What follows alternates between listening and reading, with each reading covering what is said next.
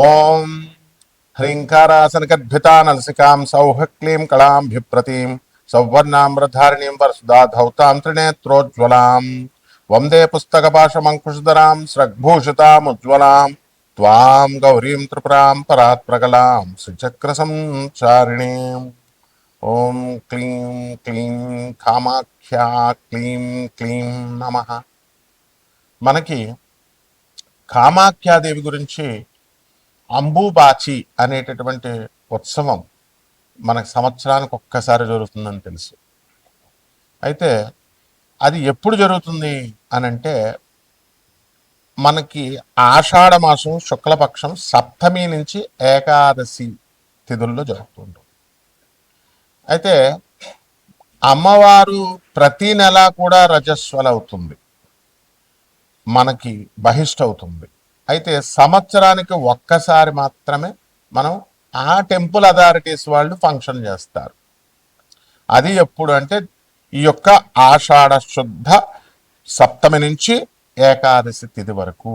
అది ఎప్పుడు పడింది మనకి జూన్ 22వ తేదీ నుంచి జూన్ 26 వరకు ఫంక్షన్ జరుగుతుంది, ఫెస్టివల్. అంటే అప్పుడేనా అండి అంటే సంవత్సరం అంతా కూడా జరుగుతుంది. ఇప్పుడు పుష్కరాలు ఉన్నాయి, మనం పుష్కరాలు సంవత్సరం అంతా కూడా ఇప్పుడు యమునా నది పుష్కరాలు జరుగుతున్నాయి. దేవగురు అయినటువంటి బృహస్పతి కమండలంలో ఉన్నటువంటి పుష్కరుడు యమునా నదిలో ప్రవేశించాడు. ఎక్కడ కర్కాటక రాశి, గురుడు కర్కాటక రాశిలోకి వచ్చినప్పుడు. అప్పుడు సంవత్సరం అంతా కూడా పుష్కరాలే, కాకపోతే ఆ ఘాట్లు లోతుగా ఉంటాయి, మీకు నీళ్లు ఎక్కడ చేయాలో తెలియదు. కాబట్టి ప్రభుత్వం ఏం చేస్తుందంటే మొదటి 11 రోజుల్ని ఆది పుష్కరాలని, ఆఖరి 11 రోజుల్ని అంత్య పుష్కరాలని చెప్పేసి జరుపుతుంది. మిగతా రోజంతా స్నానం చేయొచ్చు. ఇంకా ప్రిసైజ్గా అనుభవజ్ఞులైనటువంటి మన గురువు గారు చాగంటి కోటేశ్వరరావు గారు వీళ్ళంతా కూడా మధ్యాహ్నం 12 గంటల నుంచి 1 గంట మధ్యలో వీళ్ళంతా కూడా ప్రతిరోజు కూడా పుష్కరుడు ఉంటాడు కాబట్టి స్నానం చేసుకోవచ్చు అని. అలాగే కాశీలో కూడా మణికర్ణిక ఘాట్లో ప్రతిరోజు కూడా, ఇంకా ఈ ఈ సంవత్సరం ఆ సంవత్సరం లేదు, ప్రతిరోజు కూడా 12 నుంచి మనకి కొన్ని గడియల పాటు 1 గంట వరకు మీరు స్నానం చేసుకోవచ్చు అని చెప్పారు. అయితే ఇక్కడ ఈ యొక్క అమ్మవారు మనకి శాస్త్ర ప్రమాణం ఉంది. అదేమిటంటే ప్రతి మాసం భవేద్దేవి యత్ర సాక్షాత్ రజస్వల. అంటే ప్రతి మాసాన్ని కూడా మనము ప్రతి మాసం మనం అనొచ్చు, సంస్కృతంలో మాసే మాసే అని అనొచ్చు, మాసి మాసి అని అనొచ్చు అనమాట. అందువలన మనకి ప్రతి నెల కూడా స్త్రీలు అందరూ కూడా ఏ విధంగా అయితే బహిష్ట అవుతారో ఆ విధంగా అమ్మవారు కూడా, కామాఖ్య అమ్మవారు కూడా బహిష్ట అవుతూ ఉంటుంది ప్రతి నెల. కాబట్టి మనం ఈ అంబుబాచి ఫెస్టివల్కి వెళ్ళలేకపోయామండి అని బాధపడాల్సినటువంటి అవసరం లేదు. ఏ టైంలో అయినా సరే ప్రతి సంవత్సరం ప్రతిరోజు కూడా మీరు ఆ యొక్క అమ్మవారిని మనం ధ్యానించుకోవచ్చు, కామాఖ్య అమ్మవారిని దర్శించుకోవచ్చు. ఆమె ఎవరో కాదు, ఆమె సాక్షాత్తు మాయాపీఠమైనటువంటి బెజవాడ కనకదుర్గాదేవియే అక్కడ యోనిపీఠంలా అక్కడ మనకి కామాఖ్యలో తెలిసింది, ఇందులో డౌట్ లేదు. తర్వాత ఆ అమ్మవారి ఒడ్డున బ్రహ్మపుత్ర నది మనకి ప్రవహిస్తూ ఉంటుంది. ఆ బ్రహ్మపుత్ర నది లో మనకి ఈ యొక్క ఉత్సవం అనేటటువంటి జరుగుతుంది. అక్కడ ఒక ఘాట్లో కుంకుమ వేస్తారు. కుంకుమ వేసి అమ్మవారి మిగిలిపోయినటువంటి ఈ యొక్క పూలు పుష్పాలు కుంకుమ వేయడం వల్ల ఆ వాటర్ అనేటటువంటిది ఎర్రగా అక్కడ మాత్రమే ఉంటుంది. దాన్ని పట్టుకొని వీళ్ళందరూ కూడా బ్రహ్మపుత్ర అనేది ఈనిందా అని ఎర్రగా ఉంటుంది అని చెప్పేసి పుకార్లు లేపారు. అతిశయోక్తి, ఎగ్జాగరేట్ చేశారు. అదేవిధంగా అమ్మవారు అక్కడ వాటర్ అంతా కూడా లైట్ పింక్ కలర్, గ్రీన్ కలర్లో ఉంటుంది. అక్కడ ఐరన్ ఆక్సైడ్, సిన్నాబార్ అనేటటువంటి మెగ్నీషియం సల్ఫైడ్ మెటల్స్ ఉండడం వల్ల ఈ యొక్క ఆ వాటరు ఏమవుతుందంటే రెడిష్ బ్రౌన్ కలర్లోకి చేంజ్ అవుతుంది. గ్రీన్ కలర్లో ఉన్నటువంటి light green colour, light pink కలర్లో ఉన్నటువంటిది రెడిష్ బ్రౌన్ అవుతుంది. ఈ అంబుబాచి ఫంక్షన్లో కామాఖ్య టెంపుల్లో ఏం చేస్తామంటే మనము యోనిపీఠంగా ఉంది కాబట్టి అక్కడ యోని ఆకారంలో ఒక రాయి ఉంటుంది, ఆ విగ్రహం. దాని మీద ఎర్రని గుడ్డ వేస్తారు. అది కూడా మనకి అందరు కూడా తెల్ల గుడ్డేస్తే ఎర్రగా అయిపోయిందని ఏదో చెప్తారు, ఎగ్జాగరేట్ చేస్తారు. మామూలుగా ఇప్పుడు అక్కడ గౌహతిలోనే కాదు, శక్తి క్షేత్రాల అమ్మవారి క్షేత్రంలో మెరిసేటటువంటి ఎర్ర అది తలకు కట్టుకుంటాం కదా, అలాగా జెండాలకు వేస్తాము. ఆ షైనింగ్ వచ్చేటటువంటి రెడ్ క్లాత్, ఆరెంజ్ కలర్లో ఉన్నటువంటిది వేసి కప్పుతారనమాట. తర్వాత అంబుబాచి ప్రసాదంగా ఎలాగైతే గానగాపురంలో పాదుకుల్లో ఉన్నటువంటి ఆ గంధాన్ని తీసి మరి అడిగిన వాళ్ళకి ఇస్తూ ఉంటారు. అంటే డబ్బులు ఇచ్చిన వాళ్ళకి, పంతులు గారికి డబ్బులు ఇస్తే ఇస్తారు, 1000 రూపాయలు, 10,000, 5,000 అట్లా అనమాట. అది డిమాండ్ వీళ్ళు క్రియేట్ చేయడం వల్ల వాళ్ళు అలా తయారయ్యారు. ఇక్కడ కూడా అంతే, తెలిసిన వాళ్ళకి ఇచ్చే సీన్ ఏం లేదమ్మా. అక్కడ ఎవరైతే డబ్బులు కడుతూ ఉంటారో వాళ్ళకి ఇస్తూ ఉంటారు అనమాట. కాబట్టి అక్కడ అదేమీ అవసరం లేదు మీకు. అంబుబాచి అమ్మవారి ఎప్పుడు కూడా బ్రహ్మపుత్ర నది బ్రహ్మదేవుడు అక్కడ సృష్టించాడు. ఆ వాటర్ అక్కడ ఒక స్ప్రింగ్ ఉంటుంది, అంటే వాటర్ ధార, నీటి ధార ఆ అంబుబాచి అమ్మవారి కామాఖ్య టెంపుల్ లోపల అది ఆ యోనిపీఠం మీదగా స్రవిస్తూ ఉంటుంది, ప్రవహిస్తూ ఉంటుంది. ఆ వాటర్ని కొంచెం తీర్థం కింద మనం తాగుతాము. అక్కడ కామాఖ్య టెంపుల్లో 64 యోగిని గణాలు, తర్వాత అష్టాదశ శక్తి పీఠాల దేవతలు, మొత్తం సమస్త శక్తులు అందరు కూడా ఉన్నారు. దశమహావిద్యల అధిష్టాత్రులైనటువంటి తార, మహాకాళి, చిన్నమస్త, త్రిపుర భైరవి, బగళాముఖి, తర్వాత రాజశ్యామల అంటే మాతంగి, తర్వాత భువనేశ్వరి, కమలాత్మిక, ధూమావతి అండ్ షోడసి లలిత అమ్మవార్లందరూ కూడా అక్కడ ఉంటారు. ఆ టెంపుల్ నుంచి ఒక 8 కిలోమీటర్ల దూరంలో భువనేశ్వరి అమ్మవారు ఉంటారు. కాబట్టి సాధన చేయాలి అనుకునేటటువంటి వాళ్ళు అక్కడికి వెళ్ళి దర్శించుకుంటా ఉంటారు, అక్కడ ధ్యానంలో చేసి వస్తూ ఉంటారు అనమాట. కాబట్టి ఇక్కడ మనకి ఈ అమ్మవారి గురించి ఏం చెప్పారు, పుష్కరాల్లో ఏ విధంగా అయితే మనకి, ఇప్పుడు మాది గోదావరి రాజమండ్రి, గోదావరి పుష్కరాల్లో ఆ సంవత్సరం అంతా కూడా మేము పెళ్లిళ్ళు చేయం ఆ నది ప్రవహించాడు. అలాగే మేము బెజవాడలో పెరిగాం, బెజవాడ కనకదుర్గ దేవస్థానం గురువుల దగ్గర, మా దత్తాత్రేయ శర్మ గారి దగ్గర మేము చదువుకున్నాం. కాబట్టి మరి అక్కడ ఆ కృష్ణానది ఒడ్డున మరి అక్కడ కూడా కృష్ణా పుష్కరాలు జరిగినప్పుడు పెళ్లిళ్ళు చేయం, ఆ నది ఒడ్డున ఉన్నటువంటి వాళ్ళు శుభకార్యాలు చేయరు పుష్కరాల్లో.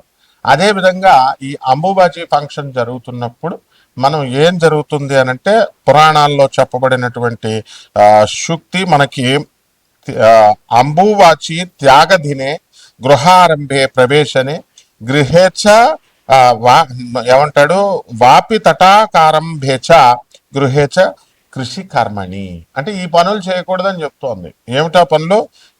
అంబువాచి అన్న, అంబుబాచి అన్న అంటే రవీంద్రనాథ్ ఠాగూర్ అనడానికి బెంగాల్లో రవీంద్రనాథ్ బాబు అలుగుతారు వాపదులు, రవీంద్రనాథ్ ఠాగూర్ అని. అలాగే అంబువాచి అయితే అంబుబాచి అంటారు. కాబట్టి అంబుబాచి త్యాగతినే ఏమిటి, ఆ రోజుల్లో ఏం వదిలేయాలట, గృహారంభే, గృహాలు కొత్తగా గృహ ప్రవేశాలు చేయకూడదు, ప్రవేశనే, తర్వాత వాపి తటాకాలు, ఈ నూతులు తవ్వించడాలు, ఇలాంటి సరస్సులు వేయడాలు, ఇలాంటి అన్ని కూడా ఆరంభాలన్నీ కూడా చేయకూడదు, కొత్త నూతన గృహ ప్రవేశాలు చేయకూడదు. కృషి కర్మని, వ్యవసాయం చేసేటటువంటి రైతులు కూడా ఈ పనులు మానేసుకోవాలి అని చెప్పారు. బాగుంది. అయితే ఈ కామాఖ్య పండుగ, కామాఖ్య టెంపుల్ అసలు ఎందుకు ఆవిర్భవించిందండి? ఎందువలన అంటే, ఇప్పుడు జనరల్గా మనము ఈ ఆడవాళ్ళు ప్రతి నెల కూడా బహిష్టులు అవుతూ ఉంటారు. అది కొంచెం దూరంగా కూర్చోండి అని అంటారు, ముట్టుకోకుండా కూర్చోండి, బయట కూర్చోండి అంటారు. కారణం ఏంటంటే రెస్ట్ ఇవ్వాలనేటువంటి ఉద్దేశంతో. వీళ్ళ వంటగదిలోకి వెళ్ళొద్దు అంటారు, వంట చేయొద్దంటారు, వంట ముట్టుకోవద్దంటారు. ఈ పనులు ఏమి ముట్టుకోవద్దమ్మా అంటే ఏంటి, నువ్వు వెళ్ళి ఒక మూల రెస్ట్ తీసుకో. ఎందుకనంటే ఇక్కడ హార్మోనల్ ఇంబ్యాలెన్స్ వల్ల మీకు ఈ యొక్క సమస్యలు అనేటటువంటివి వస్తాయి. ఇది ఋతుక్రమం, ఇది సృష్టి రహస్యము. అందువలన మళ్ళీ నెక్స్ట్కి ప్యూబర్టీ అండ్ ఫెర్టిలిటీకి, సంతానోత్పత్తి చేసేటటువంటి శక్తి పుంజుకుంటుంది. కాబట్టి ఆ గర్భాశయం, అందువలన రెస్ట్ తీసుకోమ్మా అంటారు. And goddess Kamakhya is the very form of earth. అందువలన ఆమె భూరూపంలో ఉన్నటువంటి భూదేవి కాబట్టి ఆ భూమికి మనం రెస్ట్ పీరియడ్ ఇవ్వాలన్నమాట. అందుకనే ఈ కార్యక్రమాలన్నీ కూడా వ్యవసాయము, దున్నడాలు, ఇలాంటి అన్ని కూడా చేద్దు, గోతులు తవ్వడాలని చెప్పాం. అలాగే ఈ యొక్క రజస్వలాన్ని అది మనం రెస్పెక్ట్ ఇస్తున్నారు అనేటటువంటి భావంతో మనం ఉంటాము. No, it is honour. అప్పుడు ఆ కామాఖ్య అమ్మవారికి స్త్రీ యొక్క బహిష్ట అవడం అనేటటువంటిది గౌరవప్రదమైనటువంటి పని, పవిత్రమైనటువంటి క్రియ అనేటటువంటి దాన్ని చెప్పడం కోసమే ఈ అంబుబాచి అనేటటువంటి ఫెస్టివల్ని మనం కామాఖ్య టెంపుల్లో జరుపుతాం అనమాట.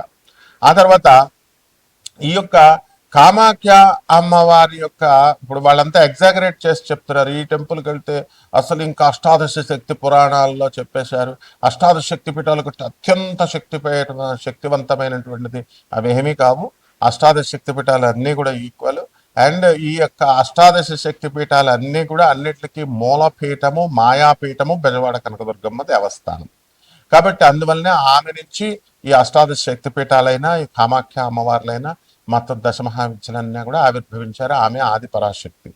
అమ్మల గన్న ఎమ్మ ముగురమ్మల మూల పుటమ్మ చాలా పెద్దమ్మ సురారులమ్మ వేల్పుటమ్మల మనంబుల నుండెడి అమ్మ దుర్గ మాయమ్మ కృపాబ్ధినిచ్యుత మహత్వ కవిత్వ పటుత్వ సంపదల్ అని పోతనామార్చులు అమ్మల్నే కన్నా అమ్మ అమ్మ జగన్మాత తల్లి నువ్వు దుర్గా అని ప్రార్థిస్తాడు. అదేవిధంగా ఈ యొక్క ఆ మనకి బెజవాడ ఇంద్రకీలాద్రి పర్వతం మీద వెలిసింది కృతయుగం అన్నట్టు. అప్పుడు ఆ అర్జునుడు మనకి అక్కడి నుంచి పాశుపతాస్త్రాన్ని తెచ్చుకున్నాడు ఆ కొండ మీద. కాబట్టి ఆ బెజవాడ కనకదుర్గమ్మ దేవస్థానం ఎలాంటిదో, ఈ శ్రీశైలం అమ్మవారు భ్రమరాంబ ఎలాగో, కాళహస్తి జ్ఞానప్రసూనామ్మకి ఎలాగో, అష్టాదశ శక్తిపీఠాల దేవతలు ఎలాగో, ఈ ఈ యొక్క కామాఖ్య అమ్మవారు కూడా అంతే శక్తివంతమైనటువంటిది. ఆమె అక్కడ వెలిసింది కాబట్టి ఈ పీఠం ఎక్కువ ఆ పీఠం తక్కువ అనేది మనం చెప్పుకోకూడదు. అట్లాగా డిస్టింగ్విషన్ డిస్క్రిమినేట్ చేయకూడదు. ఇది కూడా ఎగ్జాగరేషన్ అవుతుంది. కాబట్టి శాస్త్రం ఏం చెప్తుంది, మాయాపీఠం అది అమ్మవారు. జ్ఞానినామ చేతాంశ దేవి భగవతి సా బలాదకృష్య మహాయ మహామాయా ప్రయచ్చతి అని చెప్పి జ్ఞానులు సైతం మాయలో పడేస్తానంటుంది. యా దేవి సర్వభూతేషు మాయారూపేణ సంస్థిత నమస్తస్యై నమస్తస్యై నమస్తస్యై నమో నమః అన్నారు. మాయలో మాయ రూపంలో ఉన్నటువంటి ఆ శక్తి నుంచి సృష్టించబడినయే ఈ అష్టాదశ శక్తిపీఠాలు. 51 శక్తిపీఠాల్లో ఒకటైనటువంటి కామాఖ్య కూడా. కాబట్టి ద్వాదశ రాశుల మీద ఈ కామాఖ్య అమ్మవారు ఉపాసన ఇంట్లో చేసుకోవడం ద్వారా అక్కడికే వెళ్ళలేదని బాధపడాల్సినటువంటి అవసరం లేదు. అక్కడికి టెంపుల్స్కి అసలు వెళ్ళాల్సినటువంటి అవసరం లేదు. అందరూ కూడా ఏంటంటే ఎంకరేజ్ చేసేస్తున్నారు, టెంపుల్స్కి వెళ్ళండి టెంపుల్స్కి వెళ్ళండి. అప్పుడు ఆ మధ్య అరుణాచలాన్ని ఎంకరేజ్ చేశారు, అంతకుముందు షిరిడీని ఎంకరేజ్ చేశారు, ఆ తర్వాత కాశీ మించింది లేదన్నారు. అంటే సంవత్సరానికి ఒక టెంపుల్ ఫేమస్ అవుతూ ఉంటుందా? వీళ్ళ పర్పజల్ చెప్పేటటువంటి వాళ్ళ పర్పజల్ సర్వ్ అయినప్పుడు వ్యూస్ మీరు బాగా చూస్తూ ఉంటారు కాబట్టి వేరే దేవస్థానం గురించి చెప్తూ ఉంటారు. కాబట్టి దేవాలయాలకు వెళ్ళాల్సినటువంటి అవసరం లేదు. ఆ విగ్రహం అనేటటువంటిది ప్రతిబింబం అన్నమాట. ఆ దేవతకి ప్రతిబింబం ఇంట్లో చేసుకోండి. ద్వాదశ శక్తిపీఠాలన్నింటికి కూడా ద్వాదశ రాశులు వారు ఏ విధంగా ప్రభావితం చేస్తాయి అష్టాదశ శక్తిపీఠాలు, ఈ కామాఖ్య టెంపుల్ అనేటటువంటిది మనం ఒక్కొక్క రాశి వారిగా చెప్పుకున్నాం. కుంభరాశి, ఈ కుంభరాశి వారికి అందరికీ కూడా జన్మంలో రాహు అనేకమైనటువంటి డిస్ట్రాక్షన్స్ మీకు ఇవ్వడం జరుగుతుంది. అసలు ప్రతి పనిలో కూడా కన్ఫ్యూషన్ అనేటటువంటిది ఎక్కువగా కనబడుతూ ఉంటుంది. ఇక శుక్రుడు మనకి వక్రించి జూలై 27వ తేదీ దాటిన తర్వాత నుంచి మీకు ధనస్థానంలో ఉన్న కారణంగా చక్కటి ఆదాయము అనేటటువంటిది మీరు పెంచుకుంటారు. గతంలో మరి మాకు గురుబలం లేనప్పుడే మేము సంపాదన సరిగ్గా చేసుకోలేకపోయాము కదండి, మరి ఇప్పుడు చేసుకోగలుగుతా ఉంటే ఖచ్చితంగా చేసుకోగలుగుతారు. ఆ విధంగా ఈ యొక్క షష్ఠ స్థితిగతుడైనటువంటి ఈ యొక్క గురుగ్రహము, అలాగే రవి జూలై 16 తర్వాత మనకి కర్కాటక రాశిలో గురుడితో కలిసి ఉన్న కారణంగా మీకు ప్రభుత్వాల నుంచి అనేకమైనటువంటి సహాయాలు కలగడానికి అవకాశాలు ఉంటాయి. మేము పిల్లలకి అందరికీ కూడా మీరు కోరుకున్న చోట్లలో సీట్లు రావడము, కాలేజీల్లో యూనివర్సిటీల్లో సీట్లు రావడము ఇలాంటివన్నీ కూడా జరుగుతాయి. అలాగే సినిమా హీరోలకి చాలా కాలం నుంచి మాకు సినిమా యాక్టర్లకి ఛాన్సెస్ రావడం లేదు అంటే అని అనుకునేటటువంటి వాళ్ళందరికీ కూడా మీకు ఛాన్సెస్ అనేటటువంటివి వస్తాయి. ప్రైవేట్ ప్రోగ్రామ్స్లో కూడా మ్యూజిషియన్స్, మ్యూజికల్ డైరెక్టర్స్ ఎవరైతే ఉన్నారో అటువంటి వాళ్ళందరికీ కూడా ప్రైవేట్ కార్యక్రమాల కళాకారులకు అందరికీ కూడా రావడానికి అవకాశాలు ఉన్నాయి.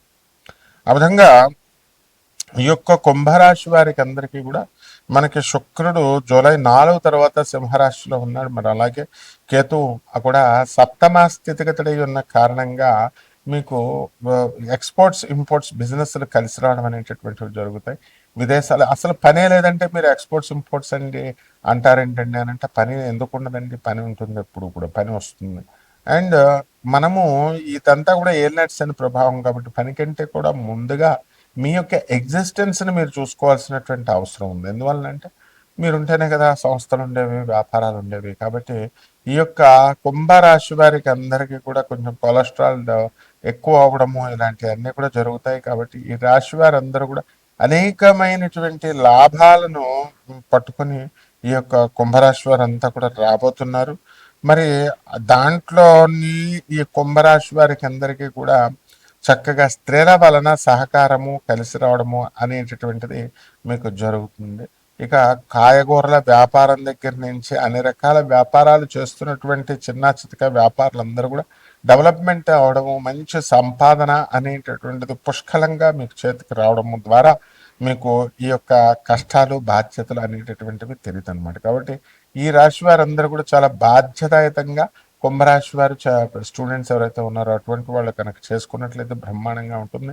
ఇక పరిహారాలు కాబట్టి ఏలినాటి శని జరుగుతుంది కాబట్టి శని జపం చేయండి, శని స్తోత్రాలు చదవండి, శనికి కిలోంపావు నల్ల నువ్వుల్ని నల్లని వస్త్రాలు ఇచ్చి పేద బ్రాహ్మణులకి శనివారం నాడు ఉదయం 8 గంటలకు దానం చేసుకోండి. అలాగే దశమహావిద్యల్లో ఒకటి అయినటువంటి మహాకాళి అమ్మవారి యొక్క మంత్ర జపాన్ని మీరు చేసుకోవాలి. ఈ రకంగా ఈ యొక్క ఆ, మేడి చెట్టుని మీ ఇంట్లో పెంచుకోవాల్సినటువంటి అవసరం ఉంది. మేడి చెట్టు మొదల్లో 64 యోగిని గణాలు, అనగాదేవి, దత్తాత్రేయ స్వాముల వారు ఉంటారు కాబట్టి ఇవన్నీ కూడా మీరు చేసుకుంటే బ్రహ్మాండంగా ఉంటుంది. శుభమస్తు.